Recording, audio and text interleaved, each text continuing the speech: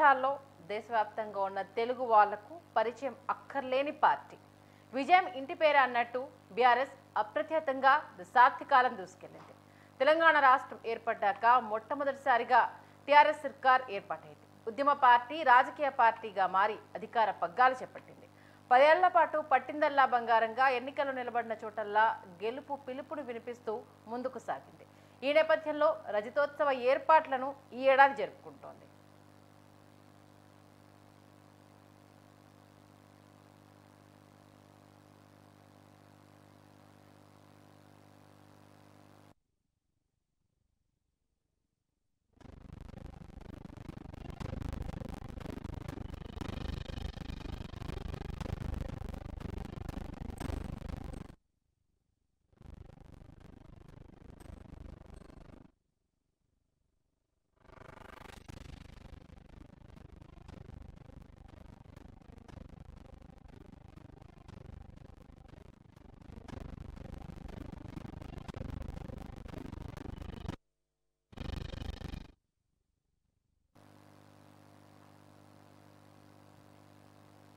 పాలనా పగ్గాలు చేపట్టి ఎన్నో ప్రజా ప్రయోజనకర పథకాలు ప్రవేశపెట్టి జనరంజన పాలన సాగించింది. బంగారు తెలంగాణ అనే నినాదంతో ఆవిర్భవించిన టీఆర్ఎస్ కాలానుగుణంగా మార్పుల్లో బీఆర్ఎస్గా మారింది. అయితే కాలం ఎప్పుడు ఒకేలా ఉండదు కదా. బళ్ళు ఓడలు, ఓడలు బళ్ళయ్యే సందర్భాలు ఉంటాయి. ప్రజాస్వామ్యంలో ప్రజలే ప్రభువులు. ప్రజా ప్రభువుల నిర్ణయానికి పాలకులు తలొగ్గి ఉండాల్సిందే. కారణం ఏదైనా 10 ఏళ్ల అనంతరం బీఆర్ఎస్ తమ వన్నె కోల్పోయింది.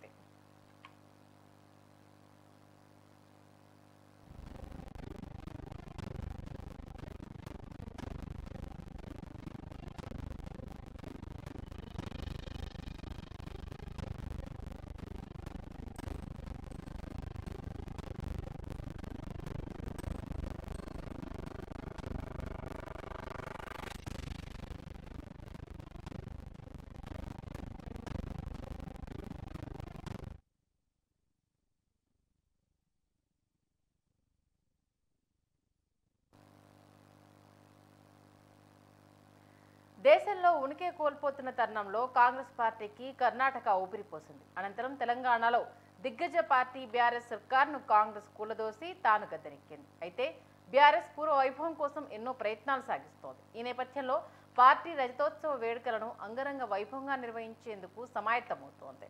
కొత్త జోష్తో కార్యకర్తల్లో ఆనందం నింపేందుకు, అటు కార్యాచరణతో ముందుకు వెళ్లేందుకు ఈ వేదికను ఎంతో అట్టహాసంగా నిర్వహించాలి అంటూ పావులు కదపడం జరుగుతోంది. ఎక్కడా ఎలాంటి లోటు లేకుండా ఆవిర్భావం నుంచి మొన్నటి ఓటమి వరకు ఏమేం జరిగింది, ఎలా ఎదిగాము, ఎన్ని ఆటుపోట్లు ఎదురయ్యాయి, వీటన్నింటి సమాహారంగా రజతోత్సవ సభ ఉండేలా ఏర్పాట్లు చేస్తున్నారు.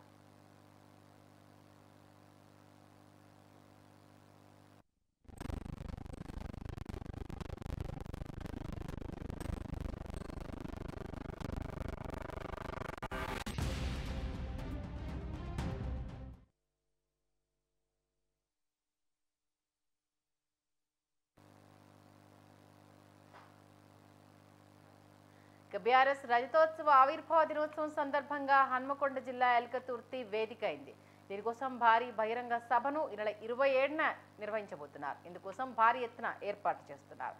తెలంగాణ రాష్ట్ర తొలి ముఖ్యమంత్రి బీఆర్ఎస్ అధినేత కల్వకుంట్ల చంద్రశేఖరరావుతో పాటు గులాబీ నేతలు ఈ వేడుకలకు హాజరు కాబోతున్నారు. మహాసభకు జన సమీకరణకు సభ విజయవంతానికి ఎమ్మెల్సీ తక్కలపల్లి రవీందర్రావు ఇతర నేతలు విశేష కృషి చేస్తున్నారు. మొత్తానికి ఈసారి నిర్వహించబోతున్న రజతోత్సవ సభ నా భూతో నా భవిష్యత్ అనేట్టుగా ఉండే విధంగా చర్యలు తీసుకోవాలంటూ ఇప్పటికే మాజీ ముఖ్యమంత్రి అలాగే బీఆర్ఎస్ అధినేత కేసీఆర్ దిశానిర్దేశం చేయడం జరిగింది. ఇదే అంశానికి సంబంధించి పూర్తి డీటెయిల్స్ అందించడానికి మా వరంగల్ కరెస్పాండెంట్ స్వామి లైవ్లో అందుబాటులోకి రావడం జరిగింది.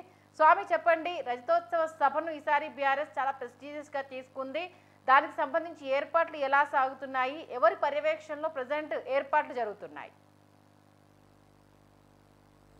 రైట్ సంధ్య, ఇప్పుడు బీఆర్ఎస్ ఆవిర్భావ సభ ఈ నెల 27వ తారీఖున మాత్రం అంగరంగ వైభవంగా తెలంగాణలో ఎనలేని విధంగా కూడా బీఆర్ఎస్ పార్టీ తలపెట్టిన ఆవిర్భావ అంటే బీఆర్ఎస్ ఆవిర్భావ 25 రజతోత్సవాలను కూడా అంగరంగ వైభవంగా జరుపుకోబోతుంది. అక్కడ ప్రస్తుతానికైతే ఆడ మాత్రము ఆ సభాస్థలి అంటే హన్మకొండ జిల్లా ఎలకతుర్తిలో కూడా ఇప్పటికే 15 ఎకరాల స్థలాల్లో కూడా 1500 ఎకరాల స్థలాల్లో కూడా ఇప్పటికీ భారీ బహిరంగ సభ ఏర్పాట్లు అయితే చకచక జరుగుతున్నాయని చెప్పుకోవచ్చు. ప్రస్తుతానికైతే అక్కడ ఆ పర్యవేక్షణ అంటే ఇటు ఎమ్మెల్సీ తక్కలపల్లి రవీందర్రావు, అదేవిధంగా ఆ పోచంపల్లి శ్రీనివాస్ రెడ్డితో పాటు కూడా ఆ మాజీ ఎమ్మెల్యే పెద్ది సుదర్శన్ రెడ్డితో పాటు కూడా పర్యవేక్షణలో ఎప్పటికప్పుడు కూడా చూసుకున్న పరిస్థితి కనపడుతుంది. ఇప్పటికే ఆ శ్రేణులు అయితే బీఆర్ఎస్ నేతలు అయితే అక్కడ ఇప్పటికీ ఆ పనులు పరీక్ష అంటే వీక్షిస్తూనే ఉన్నారు. ఇప్పటికప్పుడు కూడా ఆ పనులన్నీ అయితే చకచక జరుగుతున్నాయని చెప్పుకోవచ్చు. ఇప్పటికీ 70% నుంచి 80% వరకు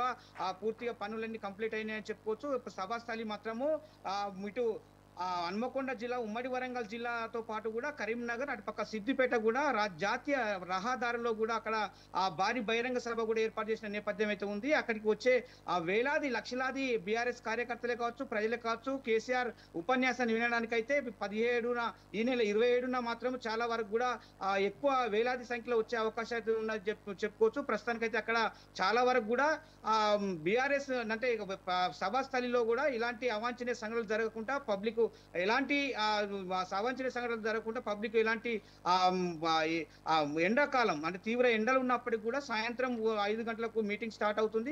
కేసీఆర్ ఉపన్యాసం 25 సంవత్సరాల సిల్వర్ జూబ్లీ కాబట్టి కేసీఆర్ అయితే చాలా పకడ్బందీగా కూడా అధినేత బీఆర్ఎస్ తెలంగాణలో తొలి ముఖ్యమంత్రిగా పేరున్న కేసీఆర్ కల్వకుంట్ల చంద్రశేఖరరావు అయితే ఇవాళ ఎలాంటి ఉపన్యాసం ఇస్తారు, తెలంగాణ ప్రజల పట్ల ఎలాంటి భావాన్ని ప్రజలకు ఉద్ధరిస్తారని చెప్పి కూడా పరిస్థితి ఇప్పటికైతే చాలా వరకు అయితే వీక్షిస్తున్నారు. బీఆర్ఎస్ ఇప్పటికే ప్రజలలో అంటే గ్రామీణ ప్రాంతాలలో కూడా బీఆర్ఎస్ శ్రేణులు అయితే ప్రజలు తరలి రండి, 27వ తారీఖు నాడు కూడా భారీ బహిరంగ సభను విజయవంతం చేయండి అని చెప్పి కూడా భారీ ప్రదర్శనలు ఇస్తున్నారు. ఇప్పటికంటే అక్కడికి కేసీఆర్ ఎప్పుడైతే అక్కడ భారీ బహిరంగ సభ ఏర్పాటు చేశారో అక్కడికి కూడా ఇప్పటికీ ఉమ్మడి వరంగల్ జిల్లా వ్యాప్తంగా ఇటు మాజీ ఎమ్మెల్యేలు కావచ్చు, మాజీ మంత్రులకు కావచ్చు కూడా పూర్తి స్థాయిలో కూడా అక్కడ విజయవంతం చేయడానికైతే మొత్తానికైతే ఇటు ఆటో కార్మికులను కావచ్చు, ఇటు 2001 నుండి పార్టీ ప్రారంభమైనప్పటి నుంచి అనేక సభలు అలాగే ఏంటిది సెలబ్రేషన్స్ కావచ్చు, పార్టీ బర్త్డేలు కావచ్చు, చాలా రకాలుగా చేసుకున్నారు. బట్ ఈసారి ఈ రజతోత్సవ సభ అనేది ఓటమి తర్వాత వస్తుంది కాబట్టి చాలా ప్రత్యేకంగా ఉండబోతోంది, ప్రెస్టీజియస్ గా తీసుకున్నారు. దీని నుంచి 2029 ఎన్నికల కార్యాచరణను మాజీ సీఎం కేసీఆర్ ప్రకటించబోతున్నారు. కార్యకర్తలకు ఈ వేదిక ద్వారానే దిశానిర్దేశం చేయబోతున్నారు అంటూ కూడా చాలా ధీమా వ్యక్తం చేస్తున్నారు. మరి ఈ అంశానికి సంబంధించి ఎలాంటి స్టేజ్ పైన అనౌన్స్మెంట్ ఉంటుందని అనుకోవాలి?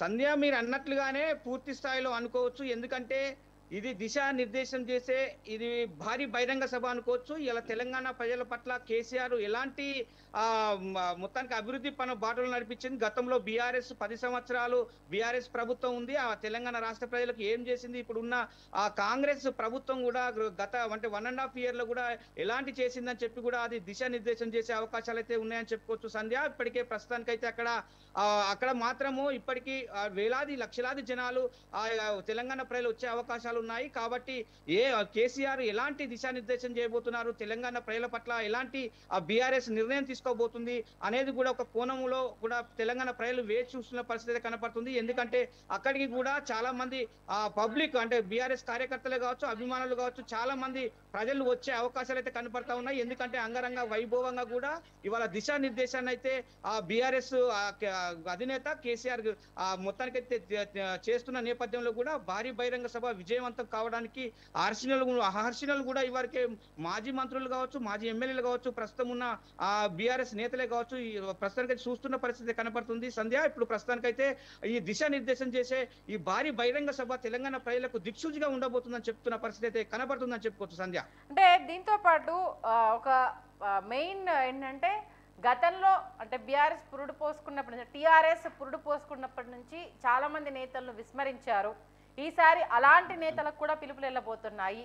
ఈ సభా వేదిక ద్వారానే పార్టీ కోసం పనిచేసిన వాళ్ళలో కొంత అంటే నష్టపోయిన వాళ్ళు కూడా ఉన్నారు కాబట్టి అలాంటి వాళ్ళను కూడా వెతికి సభకు తీసుకురావాలి, సభా వేదికగా వాళ్ళందరికీ మనం మర్యాద ఇవ్వాలి అన్న ఒక అంశాన్ని కూడా తెర మీద తీసుకొచ్చినట్టుగా తెలుస్తుంది. దీంట్లో ఎంతవరకు వాస్తవం ఉంది?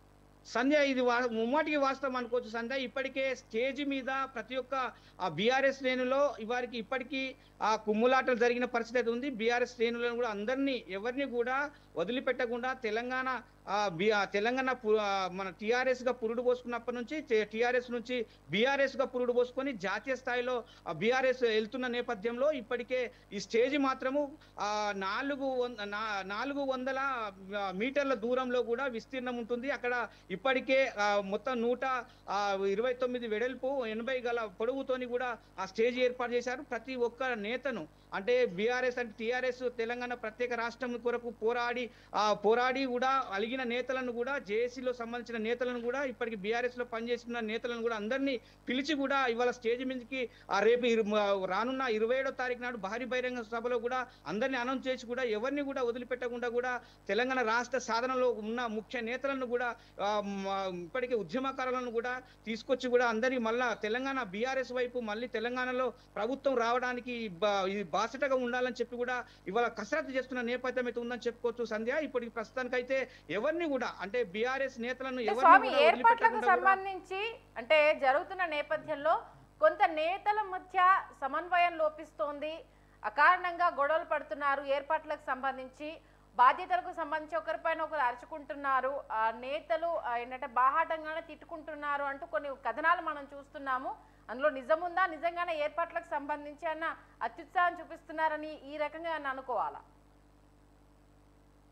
కొంతమేరకు అనుకోవచ్చు సంధ్య. కానీ అలాంటిది మొత్తానికైతే కేటీఆర్ రేపు రానున్న నేపథ్యంలో కూడా మొత్తానికైతే సద్దుమణి కొట్టే అవకాశాలు ఉన్నాయి. ఇప్పటికే నేతల మధ్య అంటే నేను కూడా ఆ అత్యుత్సాహం చూస్తున్న పరిస్థితి కొంచెం మేరకు అయితే ఆ బీఆర్ఎస్ శ్రేణుల్లో ఉందని చెప్పుకోవచ్చు. ఆ నేతలను కూడా అందరినీ సమన్వయపరిచే విధంగా కూడా రేపు ఆ కేటీఆర్ అయితే ఎల్కతుర్తికి భారీ బహిరంగ సభలు ఏర్పాటు ఎలా ఉన్నాయని కూడా సమీక్షించడానికి లీడర్లను అందరినీ సమన్వయం చేయడానికి కూడా రేపు ఆ ఎల్కతుర్తికి అయితే కేటీఆర్ రానున్న నేపథ్యం అయితే ఉంది సంధ్య. ప్రస్తుతానికైతే నేతల మధ్య మొత్తానికైతే సమన్వయం కుదిరిందని చెప్పుకోవచ్చు. ఇప్పటికీ ఎవరి వారి పని విభజనలో ఉండాలని చెప్పి కూడా ఆదేశాలు అయితే కేసీఆర్ ఆదేశాలు జారీ చేసిన నేపథ్యం అయితే గత 2 రోజుల క్రితం జరిగిందని చెప్పుకోవచ్చు. ఎందుకంటే అప్పటి నుంచి ఇప్పటి వరకు కూడా ఎవరి పని వాళ్ళు ఉన్నట్టుగా తెలుస్తా ఉంది. ఎందుకంటే ఉద్యమకారుడుగా ఉన్న నర్సంపేట మాజీ ఎమ్మెల్యే పెద్ది సుదర్శన్ రెడ్డి అయితే ఆదేశాలు మొదలుకొని ఇప్పటి వరకు కూడా కృషి చేస్తున్న పరిస్థితి ఉంది. ఎందుకంటే ఇటు పక్క ఎర్రబెల్లి దయాకర్ మంత్రి 4 సార్లు కూడా మంత్రి చేసిన నేపథ్యంలో కూడా అతనితో పాటు కూడా పోచంపల్లి శ్రీనివాస్ ప్రస్తుతం ఎమ్మెల్సీగా ఉన్న పరిస్థితి ఉంది. అదేవిధంగా తక్కలపల్లి రవీంద్రరావుతో పాటు కూడా హుస్నాబాద్ మాజీ ఎమ్మెల్యే సతీష్ కుమార్ కూడా చాలా వరకు కూడా అక్కడ స్థానికంగా ఉన్న ఎమ్మెల్యే కాబట్టి ఆయన నియోజకవర్గంలో కూడా చాలా వరకు కూడా ఎలాంటి లోటుపాట్లు లేకుండా కూడా ఏర్పాట్లు అయితే పూర్తి స్థాయిలో చేస్తున్న పరిస్థితి కనపడుతుందని చెప్పుకోవచ్చు సంధ్య. ఇప్పటికైతే నేతల మధ్య ఎలాంటి విభేదాలు లేకుండా కూడా మధ్య సామ్యంగా కూడా పనులు అయితే చక్కచక్క జరుగుతున్నాయని చెప్పుకోవచ్చు సంధ్య. అలాగే తెలంగాణ సభలు సమావేశాలు అంటేనే ధూమ్ధామ్ ఆటాపాట ఆ సాంస్కృతిక కార్యక్రమాలకు పెద్దపీట వేస్తారు. ఈ నేపథ్యంలో మరి 20 సంవత్సరాల రజతోత్సవ సభకు సంబంధించి మరి సాంస్కృతిక కార్యక్రమాల్లో ఏమైనా విభిన్నతను చూపించే అవకాశం ఉందా? రైట్ సంధ్య, ఖచ్చితంగా అనుకోవచ్చు. ఎందుకంటే తెలంగాణ ఆటపాట ముఖ్యంగా ఎందుకంటే వరంగల్ పోరుగడ్డ ఆటపాటకు ఎంత వేదిక అనేది అందరికీ తెలిసిందే కాబట్టి ఆ స్టేజ్ దగ్గరనే హన్మకొండ ఆ సరౌండింగ్ లో కాబట్టి మరి ఈ అంశానికి సంబంధించి ఎలాంటి జాగ్రత్తలు తీసుకుంటున్నారు సంధ్య? ఎలాంటి అంటే కళాకారులు కావచ్చు, కవులు కావచ్చు, ఎలాంటి అవాంఛనీయ సంఘటనలు జరగకుండా కళాకారులకు ప్రత్యేకంగా ఒక వేదిక అయితే ఏర్పాటు చేశారు. ఎందుకంటే ఆ కళాకారులతో పాటు కూడా ఇప్పటికే ఉద్యమకారులలో ఎంతో మంది జైలు పాలైన నేపథ్యం అయితే ఆ ఉద్యమకారులను కూడా చాలా వరకు ఇప్పటికీ ఒక పక్క స్టేజీని అయితే భారీ బందోబస్తు ఉన్నాడు మా స్టేజ్ ఏర్పాటు చేశారు. ఇటు పక్క కళాకారులకు, ఇటు పక్క మొత్తానికి అతిథులకు, ముఖ్య అతిథులకు ఇప్పటికే పోలీస్ శాఖ నుంచి కూడా ఇప్పటికీ కమిషనరేట్ అంటే వరంగల్ కమిషనరేట్ పరిధిలో కూడా చాలా వరకు భారీ బందోబస్తు అయితే ఏర్పాటు చేస్తున్నారు. ప్రస్తుతానికైతే ఓరుగల్లు జిల్లాలోని కూడా ఈ సభ వేదిక, ఈ భారీ బహిరంగ సభ తెలంగాణ ఆవిర్భావ సభ సిల్వర్ జూబ్లీ అంగరంగ వైభవంగా రూపుదిద్దుకోబోతుంది. ఇది మొత్తానికైతే తెలంగాణ రాష్ట్ర వ్యాప్తంగా చెంపపెట్టు అంటే ఇది భారీ ఎత్తున ఎనలేని విధంగా కూడా ఎప్పుడు జరపని విధంగా కూడా బీఆర్ఎస్ జరపాలని చెప్పి కూడా లక్షలాది మందితో కూడా భారీ బహిరంగ సభ విజయవంతం చేయడానికి బాటలేస్తున్న నేపథ్యం అయితే ఉందని చెప్పుకోవచ్చు సంజయ్. ప్రస్తుతం ఇప్పటికే ఎల్కతుర్తి వేదికగా ఇప్పటికి మొత్తానికైతే ఆ తెలంగాణ సైరన్ అయితే మాత్రము కేసీఆర్ ఊదబోతుందని చెప్పుకోవచ్చు సంధ్య. మీరు అన్నట్టుగా సంవత్సరన్నర కాలం తర్వాత స్టేజ్ పైన బహిరంగంగా మాట్లాడబోతున్నారు. ఆయన మాటల కోసం కోట్లాది మంది ప్రజలు వెయిట్ చేస్తున్నారు. ఎందుకంటే ఆయన మాట్లాడితే ఆయన మాటలకు ఎంతమంది ఫిదా అవుతారన్న విషయం మనందరికీ తెలిసిందే. ఇక సంవత్సరాల కాలం తర్వాత పార్టీకి కొత్త జవసత్వాలు తీసుకొచ్చే విధంగా ఎల్కతుర్తి సభలో ఆయన ప్రసంగం ఉండబోతోంది అన్న అంశాన్ని చాలా హైలైట్ చేస్తున్నారు. మరి ఆ ప్రసంగానికి సంబంధించి అక్కడ ఉన్న బీఆర్ఎస్ నేతలు అంటే ఏమైనా హింట్స్ ఇస్తున్నారా, క్యూరియాసిటీ ఏమైనా క్రియేట్ చేస్తున్నారా, దీని గురించి ఏదైనా?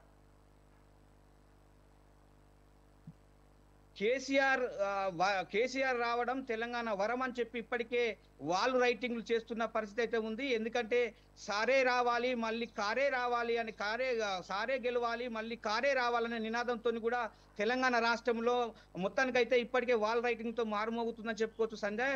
కవులు కళాకారులు మొత్తానికైతే ఆ బీఆర్ఎస్ శ్రేణులతో కూడా అతి ఉత్సాహం, అంటే ఉత్సాహం కాకుండా మొత్తానికైతే ఇప్పటికీ విజయవంతం చేయడానికి పల్లెల్లోనూ కూడా పట్టణాలను కూడా వీధులలో కూడా ఇప్పటికే జన సమీకరణ విపరీతంగా జరుగుతుందని చెప్పుకోవచ్చు. కేసీఆర్ ఉపన్యాసాన్ని వీక్షించలేలా, కేసీఆర్ ఎలాంటి తెలంగాణ ప్రజల పట్ల ఎలాంటి స్పీచ్ అంటే ఉపన్యాసం ఇస్తారని చెప్పి కూడా కేసీఆర్ ఉపన్యాసానికే కేసీఆర్ మన తెలంగాణ ఇప్పటికే పిత అని చెప్పి కూడా పేరు మారుమోగుతున్న నేపథ్యంలో ఇప్పుడు ప్రస్తుతం అయితే తెలంగాణ ప్రజల కొరకు ఎలాంటి ఆయన నోట ద్వారా ఎలాంటి పద జ్వాలాలు వస్తాయి, ఎలాంటి ఉపన్యాస జ్వాలలు వస్తాయి అని చెప్పి కూడా తెలంగాణ ప్రజలు ఆటపాటలతో కూడా వేచి చూసే పరిస్థితి కనపడుతుంది. ఇప్పటికీ తెలంగాణలో కూడా ఈ ఓరుగల్లులో హన్మకొండ జిల్లాలో కూడా ఎలకతుర్తి వేదికగా ఇది భారీ బహిరంగ సభ తెలంగాణలో మొత్తానికైతే ఒక అగ్రగామిగా నిలవబోతుందని చెప్పుకోవచ్చు సంజయ్. ప్రస్తుతానికైతే అక్కడ తెలంగాణ ప్రజల పట్ల కేసీఆర్ ఉపన్యాసం మరోసారి వినాలి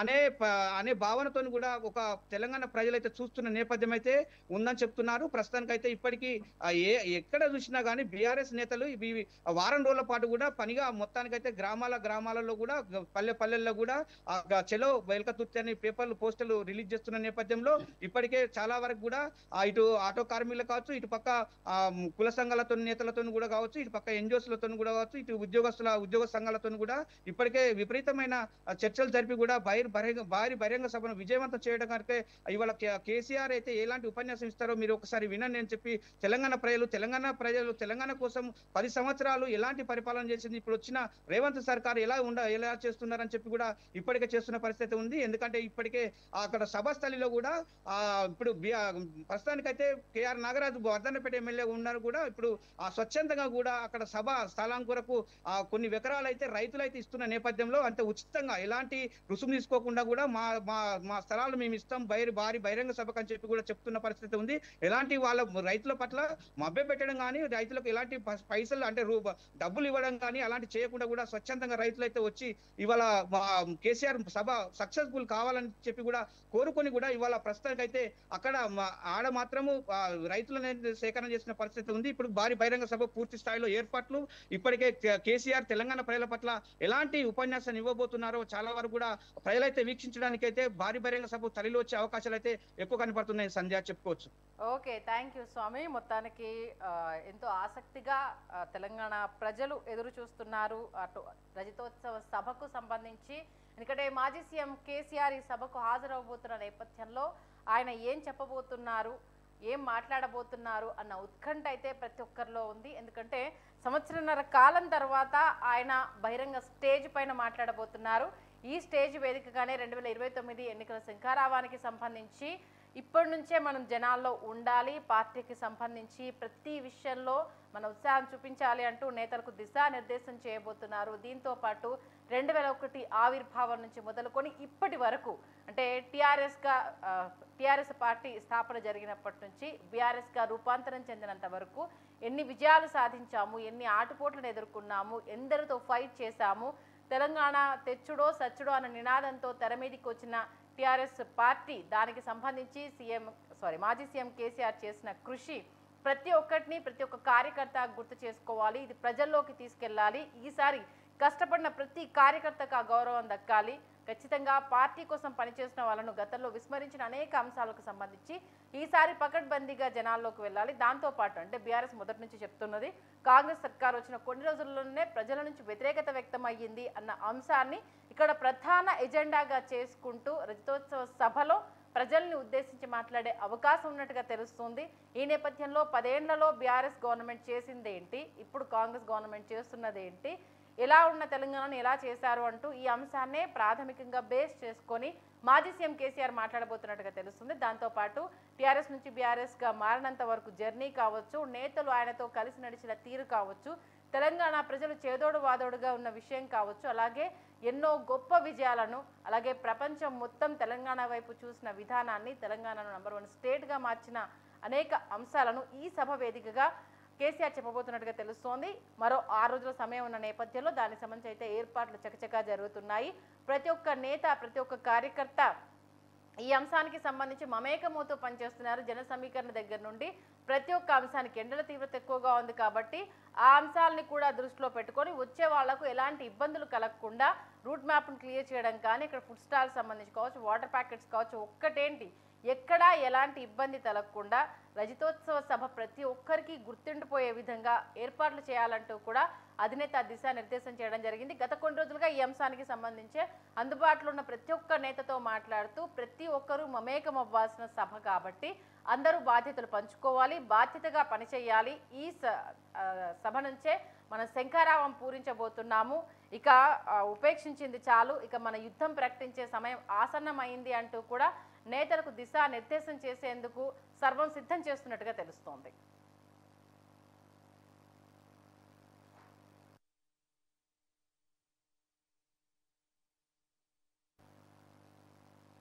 పోరాట పటిమకు పెట్టింది పేరు టీఆర్ఎస్ అన్న విషయం జనాల్లోకి తీసుకెళ్తూ, అలాగే ఎన్నో విజయాలను చూడడం జరిగింది.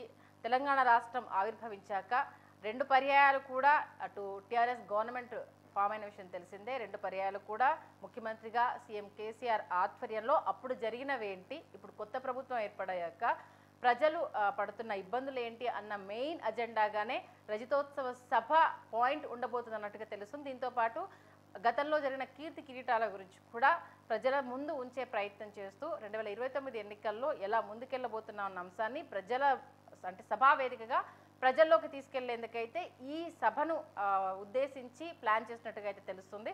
చూడాలి మరి మాజీ సీఎం కేసీఆర్ ఈ సభా వేదికగా ఎలాంటి అస్త్రాలను జనాలకు వదిలే అవకాశం ఉంది, ఇంకా ఆయన నోరు విప్పితే ఎలా ఉండబోతుందన్నది మాత్రము ఈ రజతోత్సవ సభ ద్వారానే తెలియజేసే ప్రయత్నం చేస్తున్నారు.